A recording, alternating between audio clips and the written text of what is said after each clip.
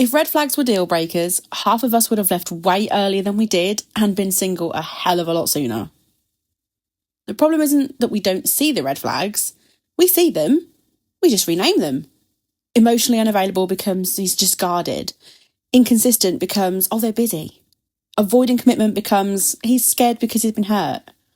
And I know this because I've done it.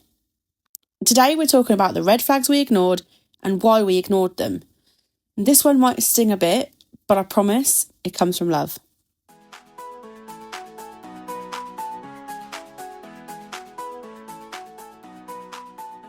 This is Unhinged but Healing, where we talk ex-drama, red flags, bad decisions, and the lessons we only learned after ignoring every sign we were given. This is a judgment-free space for people who have loved too hard, stayed too long, ignored their gut, replied when they shouldn't have, and romanticised bare minimum behaviour like it was a personality trait because we wanted it to work. I'm not here to tell you to just love yourself and magically everything gets better. I'm here to tell the truth, even when it's uncomfortable, unpack your shit, and then help you do better next time. No judgment, we've all done it. I want to be very honest about the red flags that I've ignored because I know that I am not alone in this. And maybe this can help someone. Red flag number 1. Hot, cold, then nasty. This one needs a proper conversation. Hot and cold behaviour. And not the cute kind where someone's just bad at texting. I mean intense affection followed by random nastiness. The switch wasn't subtle. It was a personality update I did not consent to. 1 minute they're obsessed with you, telling you how special you are, compliments, attention, making you feel chosen, saying things like, I've never felt this way before, making plans, acting like you're the best thing that has ever happened to them. 1 minute, I was the love of their life. The next, I was apparently very irritating for breathing. Suddenly they woke up and chose violence. Short replies, cold tone, snappy comments that make you think, wow, I clearly missed a meeting. Suddenly you feel like you're annoying them just by existing. And the worst part is you're sitting there replaying every conversation like it's CCTV footage. Did I say something wrong? Was my tone off? Should I have used a different emoji? And what messes with your head is that you're not crazy because you know how loving they can be. You've seen it. You've felt it. Meanwhile, they're just being nasty.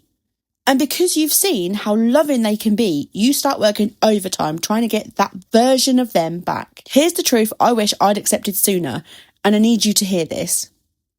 Someone who genuinely cares about you does not flip from loving to cruel. That's not passion. That's not mood swings. That's emotional instability being passed off as depth. It's control. The moment you start walking on eggshells, the relationship is already costing you your peace. And if someone's affection disappears the second they're irritated, challenged, or bored, that's not love. That's a warning. So, once you've survived the hot and cold to nasty cycle, congratulations, you've entered the inconsistency era. Red flag number 2, inconsistency. After the hot and cold comes inconsistency, and at that point, you're already off balance. One day they're all in, the next they disappear. Because they've already shown you how good it can be, and because you're already emotionally tired from the hot and cold behaviour, you start lowering the bar just to keep the peace. You start accepting scraps in between. The only thing consistent was the inconsistency. Consistency starts to feel like too much to ask for, when actually it's the bare minimum. At this point, you're not even asking too much. You're just asking for the same energy 2 days in a row. Red flag number 3, effort only when it suits them. The effort was there, just not reliably. They showed up when they were lonely. They showed up when they were bored, when they wanted attention, and when it benefited them. And I called that effort because I wanted to believe it was. But when you needed consistency, reassurance, or emotional maturity, suddenly they were very busy people with very full lives. The effort existed, it just had office hours. Effort that only exists when it benefits them isn't effort, it's convenience. And then there's the one thing that ties everything together. Red flag number 4, avoiding the labels / the future. So finally, avoiding labels or any real conversation about the future. Let's not rush. Let's not put pressure on it. Why do we need to define things? Meanwhile, we're expected to act committed, loyal, and emotionally available, just without any security. Somebody who wants a future with you doesn't avoid talking about it. They build towards it. They actively build with you. If someone wanted to show up, they wouldn't need to be chased, reminded, or emotionally coached.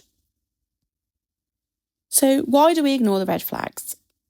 We don't ignore red flags because we're stupid. We ignore them because we're hopeful, because we see potential, because we're lonely, and because starting over feels terrifying, and because when it's good, it feels really good. A lot of us weren't chasing love, we were chasing consistency that we'd already tasted once or twice.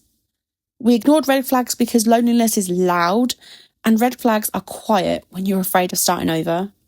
Sometimes it's not even about the person, it's about the time you've invested. You think, I've already given so much. If I leave now, it was all for nothing.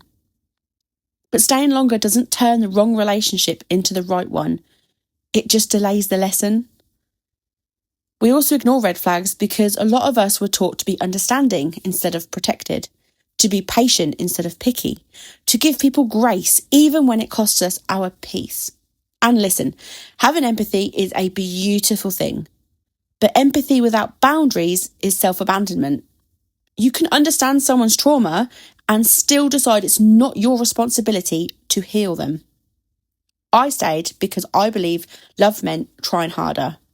What I had to learn, painfully, is that love doesn't require you to suffer to prove you care.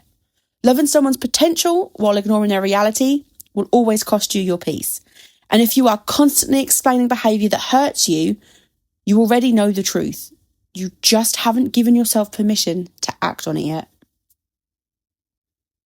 If you're listening to this right now and thinking, okay, but I'm still in it, I need you to hear me clearly. I'm not judging you. I'm not rushing you. I'm not telling you that you're weak for staying. I know how hard it is to walk away from someone you still care about, especially when you're holding on to who they can be. But I want you to ask yourself something honestly. Are you staying because you're loved or because you're hoping they'll change? Because love shouldn't feel like constant self-doubt. It shouldn't feel like anxiety. It shouldn't feel like you're slowly disappearing just to keep someone else comfortable. You're not asking for too much. You are asking for basic emotional safety. And the right person won't make you feel guilty for needing reassurance, consistency, or clarity. I know leaving is scary. I know starting over feels exhausting. But staying somewhere you're not valued slowly teaches you to accept less than you deserve, and I don't want that for you. You don't need to hate them to leave. You just need to love yourself enough to choose peace over potential. And when you're ready, not when anyone else says you should be, I promise you'll look back and realise that walking away wasn't losing love. It was choosing yourself. This podcast is going to be honest, funny, uncomfortable at times, chaotic, and very real. If you've got an ex story, a red flag you've ignored, or a situation that made you question your own sanity, I want to hear it. Everything is anonymous, no names, no judgment, just honesty and growth. Because healing isn't always graceful, but it is always worth it. This was Unhinged but Healing. I've got you. See you next time.